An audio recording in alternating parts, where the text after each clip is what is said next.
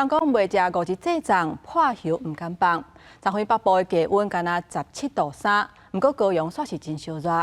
而且拜三还佫有方面会到位，拜四全台湾的天气拢无啥稳定，一直爱到拜5日这连假的头一天才会较好天。游客坐伫冰店食冰消热，高雄连续几日大日头，日落真无简单，淡薄降温。要毋过下昼气象署佫对高雄发布黄色灯号的高温资讯，因为1点外伫内蒙区测得36度的高温，很直接的热这样子。对，但相较，因为我觉得对我来说舒服，因为台北下雨嘛，比较冷这样子。确实有点晒，但是就觉得这边空气比较好了，反而觉得这边也挺舒服的啦。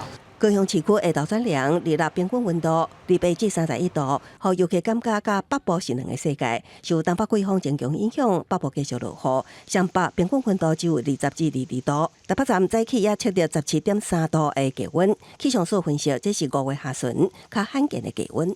受到东北季风的影响，而且因为华南雨区东移，所以在北部地区降雨是比较明显的，所以气温也是比较明显的偏低。这个温度其实在5月下旬算是比较少见的。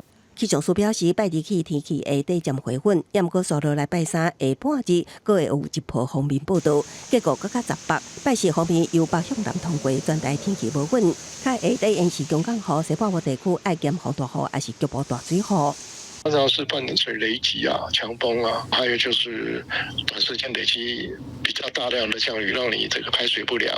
中北部连日落雨已经造成部分灾害，像南投仁爱山区下到89线15.8公里、18.5公里的所在，离5道因为落雨梅甲落石，捌阻断交通。目前已经恢复通车，也毋过天气无稳定，加上黄霜雨季来临，官府也提醒民众无必要迈上山。公司新闻采访报道。